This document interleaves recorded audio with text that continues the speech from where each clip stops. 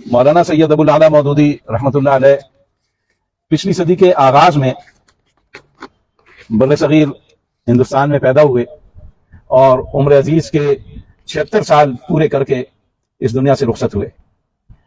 مولانا مودودی رحمۃ اللہ علیہ غیر منقسم ہندوستان میں حیدرآباد دکن کے قریب اورنگ آباد کے علاقے میں پیدا ہوئے اور پاکستان بننے کے بعد، بلکہ پاکستان بننے سے کچھ پہلے ہی لاہور تشریف لے آئے اور اس کے بعد باقی ساری زندگی انہوں نے لاہور میں گزاری اور یہیں پر ان کی قبر مبارک بھی ہے۔ مولانا مودودی آغاز میں کچھ تعلیم اورنگ آباد میں حاصل کی، پھر ہندوستان کے دوسرے شہروں میں حاصل کی، اور بہت کم عمری میں مولانا نے بہت زیادہ علم حاصل کیا۔ بعض لوگوں کو مولانا کے بارے میں یہ اعتراض ہے یا یہ غلط فہمی ہے یا جان بوجھ کر یہ غلط فہمی پھیلانا چاہتے ہیں کہ مولانا مودودی نے کسی استاد سے علم حاصل نہیں کیا۔ آپ میں سے جو لوگ اس بارے میں معلومات کرنا چاہیں، وثائق مودودی کے نام سے ایک کتاب موجود ہے۔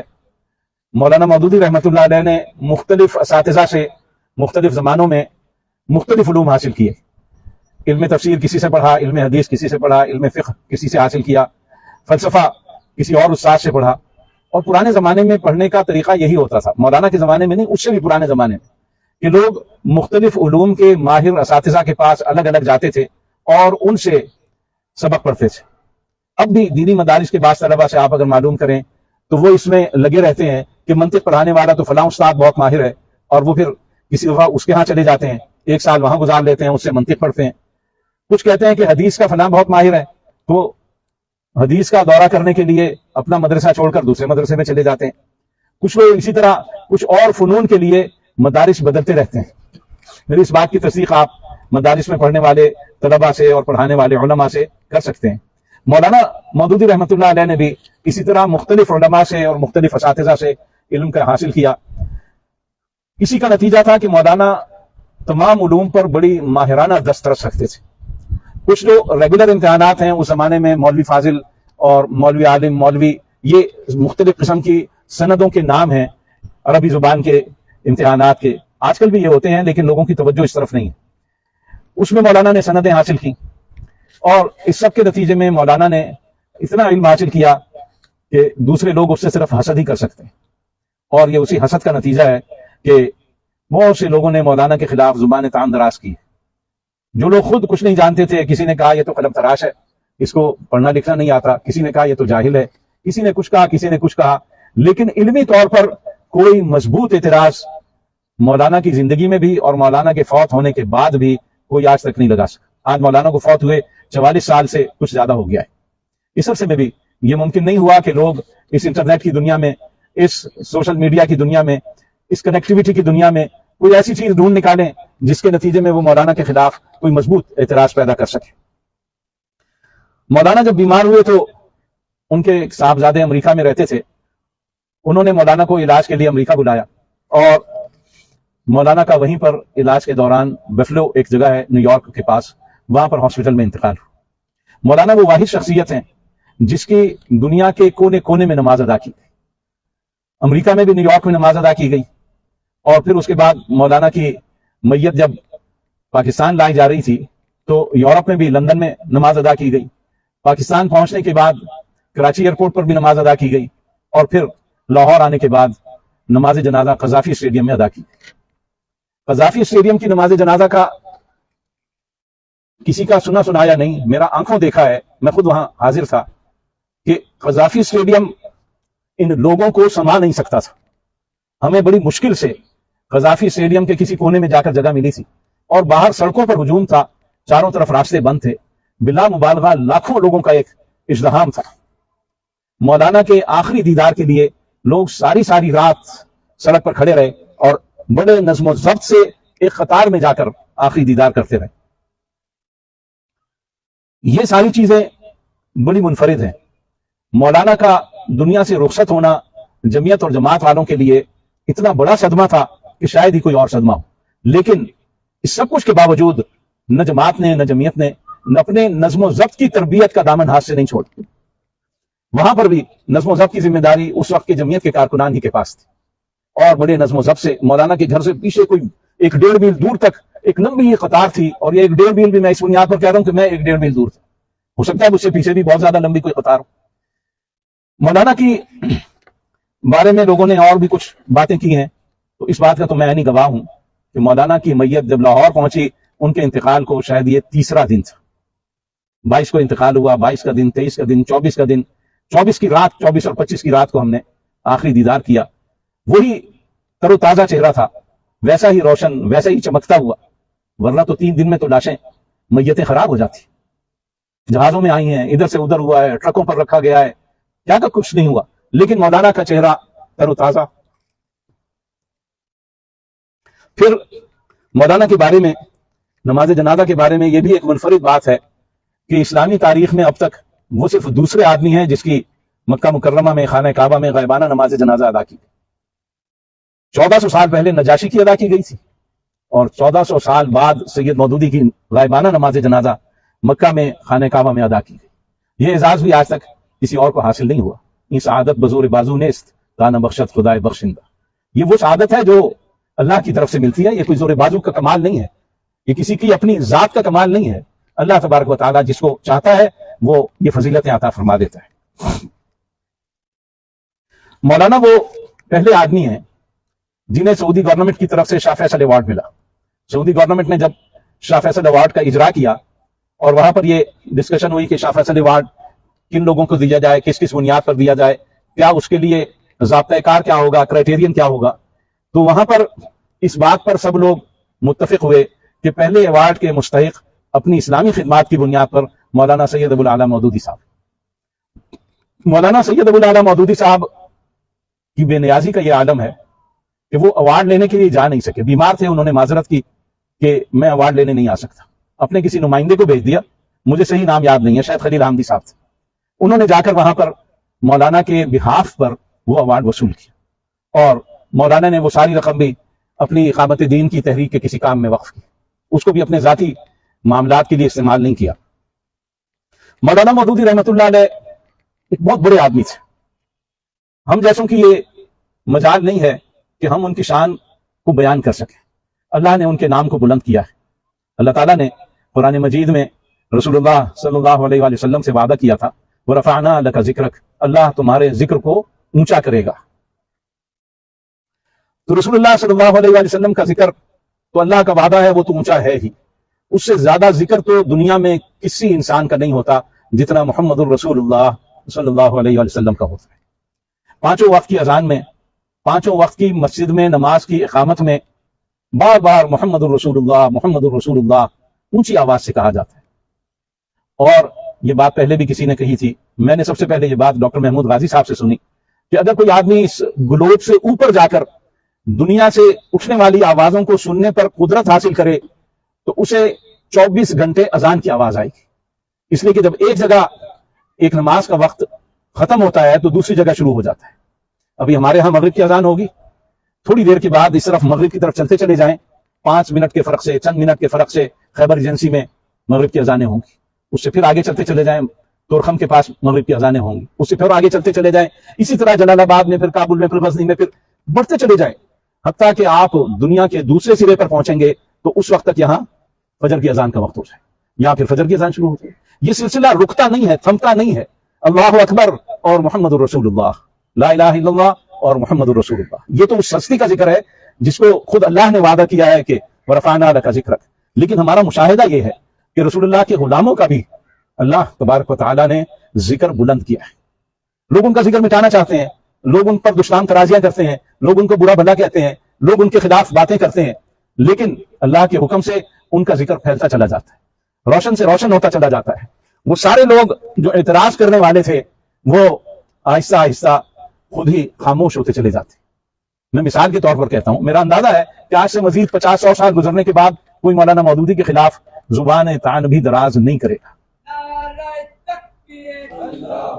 ہم بیٹے کس کے سید کے، ہم بیٹے کس کے سید کے، ہم دست و بازو سید کے، ہم دست و بازو سید کے، ہم طلبہ سارے سید کے، ہم طلبہ سارے سید کے، جمعیت والے سید کے۔ آپ لوگ اس بات پر غور کریں کہ جب شاہ ولی اللہ صاحب اس دنیا میں تھے تو بڑے فتوے ان کے خلاف تھے، शाह रफी उद्दीन के खिलाफ थे, शाह इस्माइल साहब के खिलाफ थे। आज किसी की ये मजाल है कि शाह वलीउल्लाह साहब के खिलाफ जुबान खोल सके?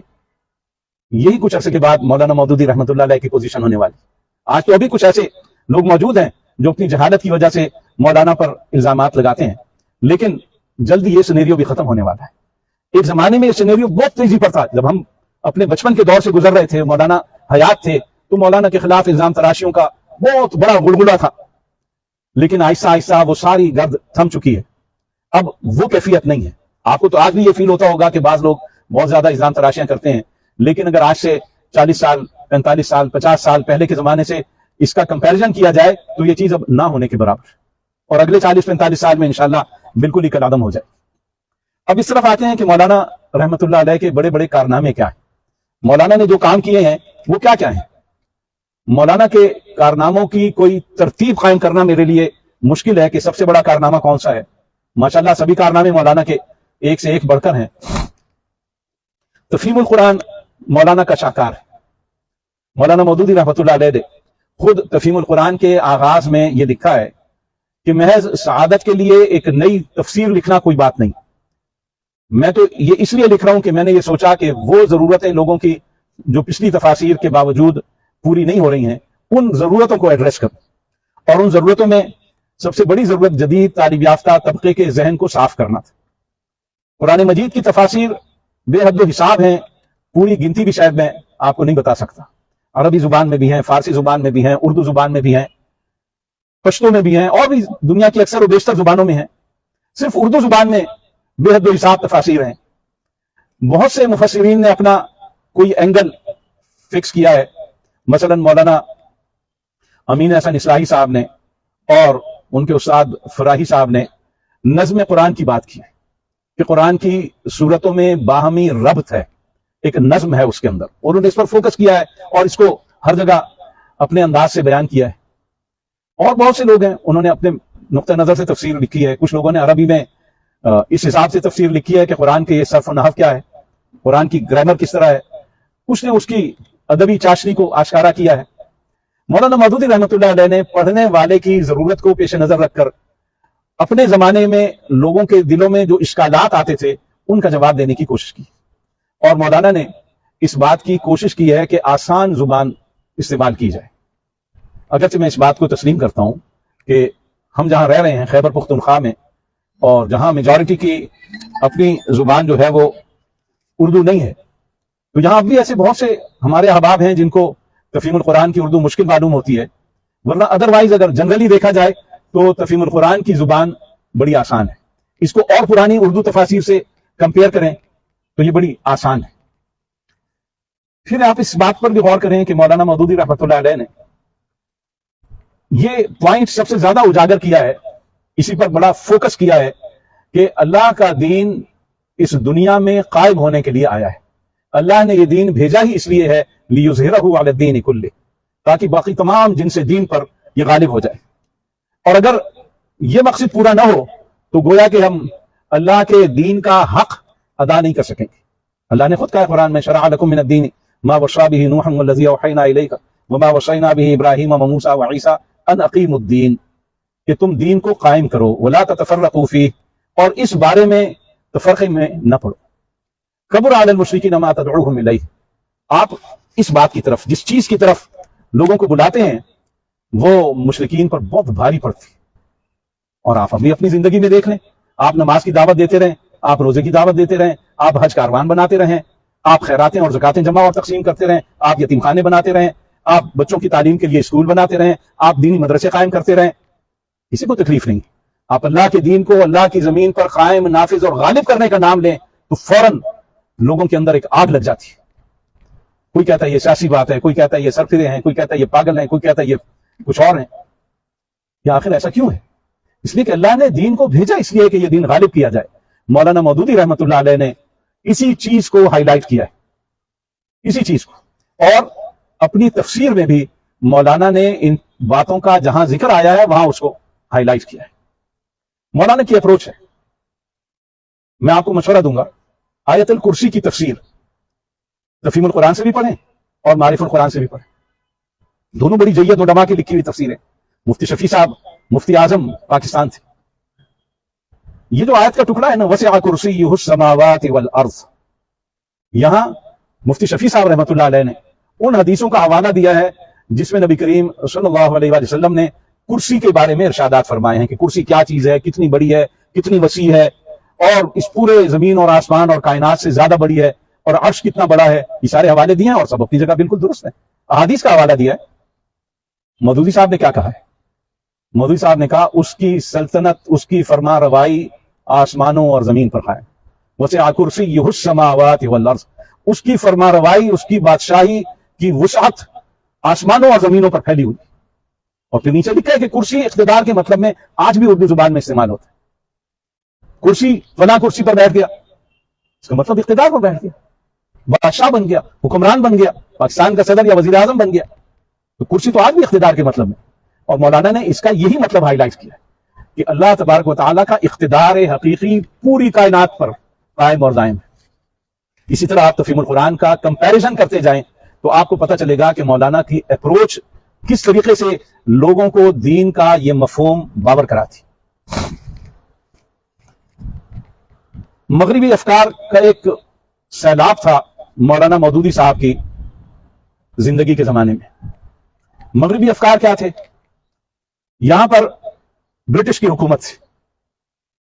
मुसलमान 1857 में शिकस्त खा चुके थे।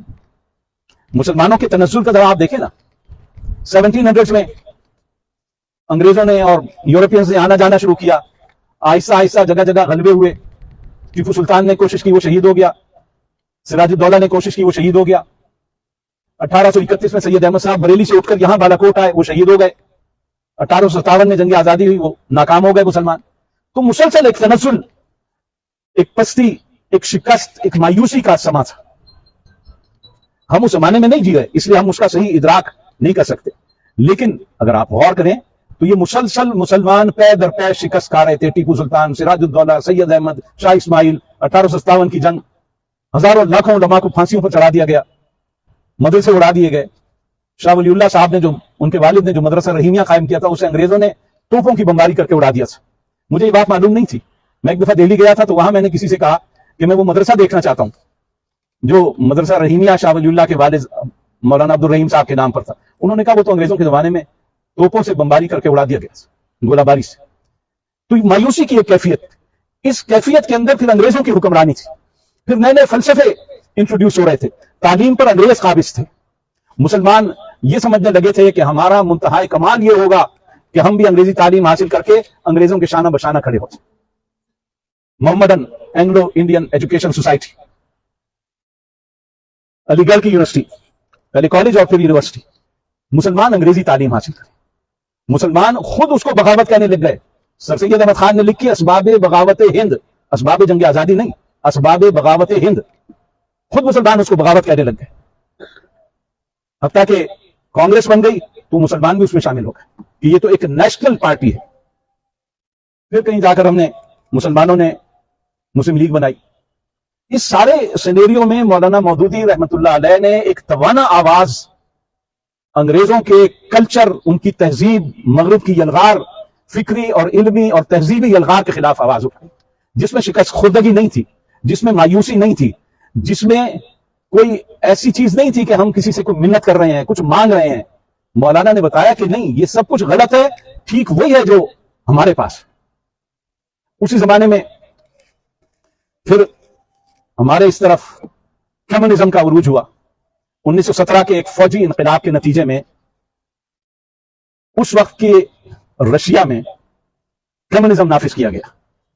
किसी को यह गलतफहमी ना हो कि यह कोई अवामी इनकलाब था। यह अवामी इनकलाब हरगिज नहीं था, यह मिलिट्री रेवोल्यूशन था, यह फौजी इनकलाब था।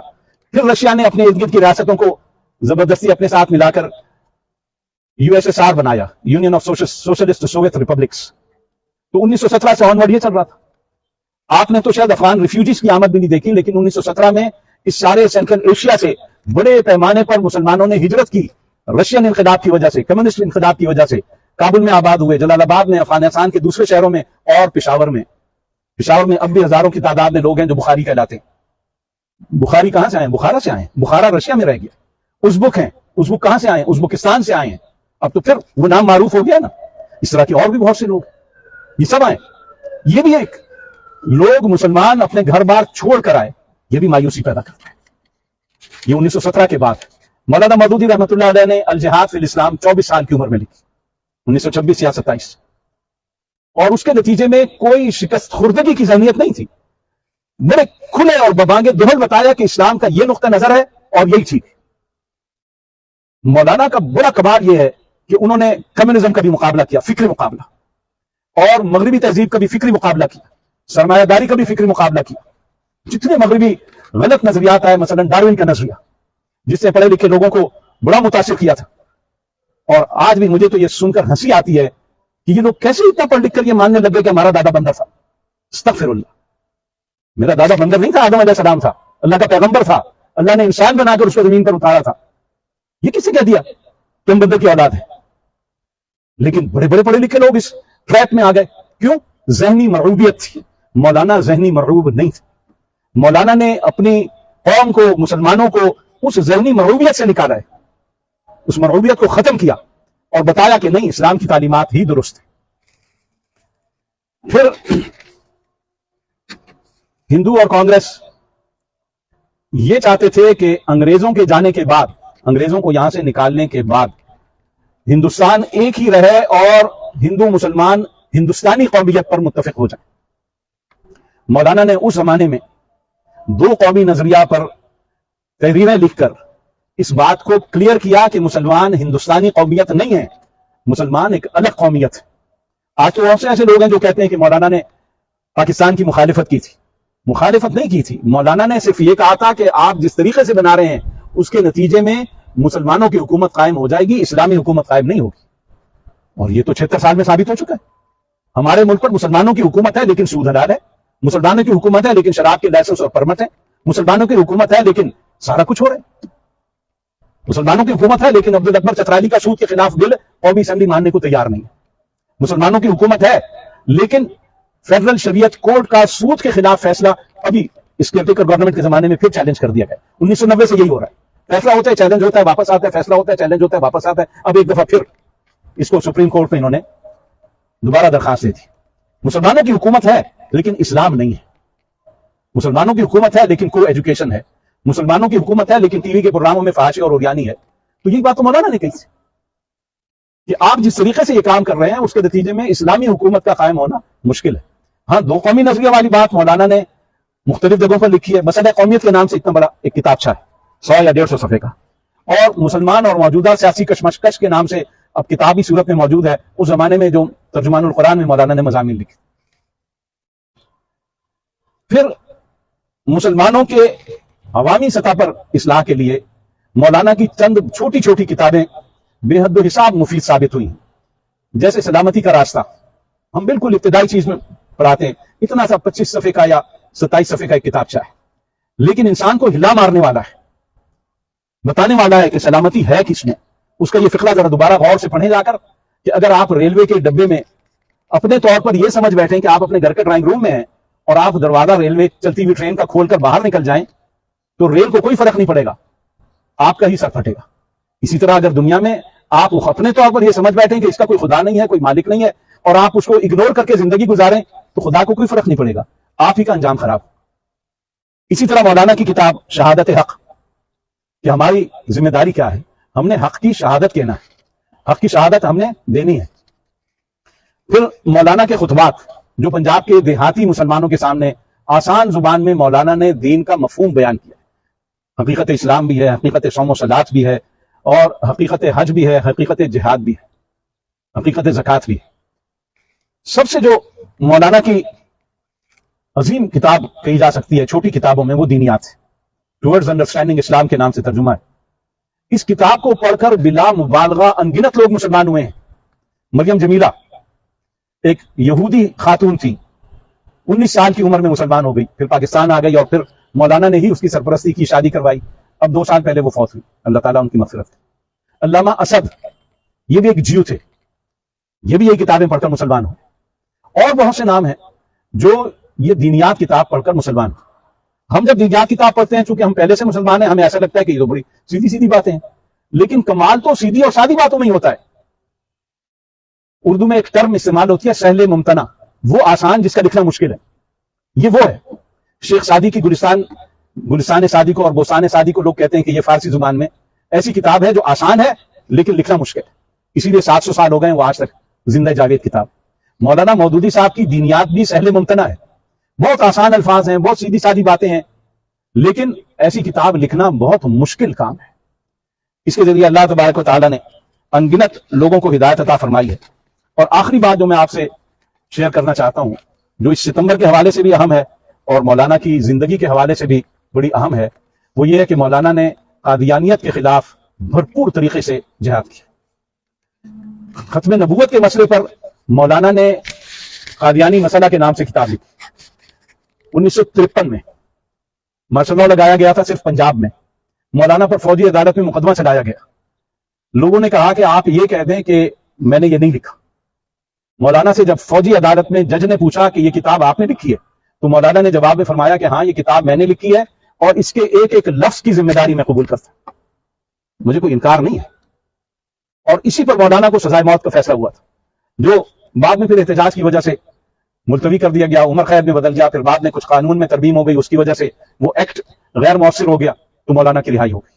لیکن مولانا کو جو ہم کہتے ہیں نا فاتح تختہ دار، مولانا کو جب پھانسی کی سزا ہو گئی، میاں طفیل محمد صاحب کے بیانات موجود ہیں ریکارڈ پر کہ مغرب کی نماز پڑھ رہے تھے، جیلر نے آ کر بتایا کہ ان کو پھانسی کی سزا ہوئی ہے اور میاں طفیل کو اتنے سال کی سزا ہوئی ہے اور خلیل حامدی کو اتنی ہوئی اور فلاں کو اتنی ہوئی۔ تو اس کے بعد جیل کا طریقہ یہ ہوتا ہے کہ جس کو پھانسی کی سزا اناؤنس ہو جاتی ہے اس کو پھانسی گھاٹ کے قریب ایک الگ بیک ہوتی ہے، وہاں لے جاتے ہیں۔ تو مولانا کو وہاں سے وہ لے گئے اور یہ لوگ یہ سمجھے کہ بس اب تو پھانسی ہو جائے گی۔ جیلر نے کہا کہ فیصلے میں یہ گنجائش ہے کہ آپ چاہیں تو صدر پاکستان سے رحم کی اپیل کر سکتے ہیں۔ مولانا نے بغیر کسی وقفے کے کہا کہ میں نے کسی سے رحم کی اپیل نہیں کی، کسی سے نہیں رحم کی اپیل کرنی، اور اپنی پارٹی کو بھی منع کیا کہ کوئی میرے لیے رحم کی اپیل ہرگز نہ کرے، بیٹا گرا مل لیں۔ تو مولانا نے اس سے یہ تاریخی فقرہ کہا کہ بیٹے، زندگی اور موت کے فیصلے زمین پر نہیں آسمانوں پر ہوتے، اگر آسمان پر میری موت کا فیصلہ ہو گیا ہے تو کوئی اسے روک نہیں سکتا، اور اگر آسمان پر میری موت کا فیصلہ نہیں ہوا تو کوئی مجھے پھانسی نہیں چڑھا سکتا۔ اور وہی ہوا، آسمان پر فیصلہ نہیں ہوا تھا، وہ پھانسی کی سزا منسوخ ہو۔ نعرہ تکبیر، اللہ اکبر۔ ہم بیٹے کس کے؟ سید کے۔ ہم بیٹے کس کے؟ سید کے۔ ہم دست و بازو سید کے۔ ہم دست و بازو سید کے۔ ہم جمعیت والے سید کے۔ ہم جمعیت والے سید کے۔ ہم ساتھ چلیں گے سید کے۔ ہم بیٹے کس کے؟ سید کے۔ یہ بھی پھر اللہ کے حکم سے ہے کہ قادیانی مسئلے نے جب سیٹل ہونا تھا تو اس تحریک کا آغاز بھی اسلامی جمعیت طلبہ نے کیا۔ وہ ساری کہانی آپ نے سنی ہوگی کہ نشتر میڈیکل کالج ملتان کے لوگ ٹور پر آ رہے تھے تو ربوہ کے اسٹیشن پر ان کی قادیانیوں سے کچھ تلخی ہوئی اور ٹرین وہاں سے آ گئی، تو وہ لوگ انتظار میں تھے۔ جب یہ ٹور واپس جا رہا تھا تو انہوں نے ربوہ کے ریلوے اسٹیشن پر ان طلبہ کو مارا پیٹا، زخمی کیا، سر پھاڑے، سب کچھ ہوا۔ اس پر اسلامی جمعیت طلبہ نے یہ اینٹی قادیانی تحریک شروع کی۔ ظفر جمال بلوچ صاحب، اللہ تعالیٰ مغفرت فرمائے، میرے بھی ناظم اعلیٰ رہے ہیں، اس وقت جمعیت کے ناظم اعلیٰ تھے، انہوں نے یہ تحریک شروع کی۔ کسی رسالے میں ان کا انٹرویو میں نے پڑھا، کسی صحافی نے ان سے کہا کہ آپ لوگ طالب علم ہیں، آپ کیوں اس تحریک میں آگے چل رہے ہیں؟ آپ کو سیاسی جماعتوں نے گمراہ کیا ہے۔ ظفر جمال بلوچ صاحب نے کہا کہ جناب، سیاسی جماعتوں نے ہمیں گمراہ نہیں کیا، ہم نے تحریک شروع کی، ہم نے سیاسی جماعتوں کو گمراہ کیا۔ اور اسلامی جمعیت طلبہ کی چلائی اس تحریک میں پھر پوری قوم شامل ہو گئی، پوری قوم شامل ہو گئی۔ اور اللہ کا شکر ہے کہ اللہ تعالیٰ نے پوری قوم کے اس یکجہتی کو قبول فرما لیا، اور 7 سپٹمبر 1974 کو وہ تاریخی فیصلہ ہو گیا جس میں قادیانیوں کو کافر قرار دیا گیا۔ یہ بھی مولانا کی زندگی میں ہو گیا۔ یہ سارے مولانا کی زندگی کے مختلف واقعات ہیں، مختلف پہلو ہیں۔ آخری بات میں یہ عرض کروں گا کہ ہم نے کیا کرنا ہے، ہمیں کیا کرنا چاہیے۔ دوسروں کی کہانیاں سنانا تو بہت آسان سا کام ہے۔ میری آپ سب سے ایک درخواست ہے، اور جو کمی میں محسوس کرتا ہوں اسی کی بنیاد پر درخواست کر رہا ہوں، مولانا کا لٹریچر پڑھیں۔ پھر کہتا ہوں خدا کے لیے، مولانا کا لٹریچر پڑھیں، ہضم کریں اسے، بار بار پڑھیں، بار بار پڑھیں۔ آپ کو ازبر ہونا چاہیے کہ دینیات میں کیا کہا گیا ہے، شہادت حق میں کیا ہے، سلامتی کا راستہ میں کیا ہے، خطبات میں کیا ہے، دوسری کتابوں میں کیا ہے۔ ساری کتابیں بے شک آپ کو ازبر نہ ہوں، لیکن بنیادی چیزیں آپ کو ازبر ہونی چاہیے۔ آپ اپنا ٹارگٹ یہ رکھیں کہ میں نے تفہیم القرآن اول تا آخر پوری پڑھنی ہے۔ خاص طور پر جو جمعیت کے ارکان ہیں، اپنا نصاب پڑھ چکے ہیں، جو جمعیت سے فارغ ہو جاتے ہیں ان کو بھی میں یہ مشورہ دیتا ہوں کہ تفہیم القرآن کو اول سے آخر تک پورا پڑھیں، پھر دوبارہ پڑھیں، پھر اس کے بعد اور تفاسیر پڑھیں، مولانا کے لٹریچر کو پڑھیں اور پھر یہ سمجھیں کہ ہم نے کیا کرنا ہے۔ دعا کریں کہ اللہ تبارک و تعالی مولانا مودودی صاحب کی مغفرت فرمائے، ان کو جنت میں اعلیٰ درجات عطا فرمائے، اور ہمیں بھی اقامت دین کی جد و جہد کرنے کی توفیق عطا فرمائے، ہمیں آزمائشوں سے اور تکلیفوں سے اللہ تعالیٰ محفوظ رکھے، ہماری خطاؤں سے درگزر فرمائے، ہمارا خاتمہ ایمان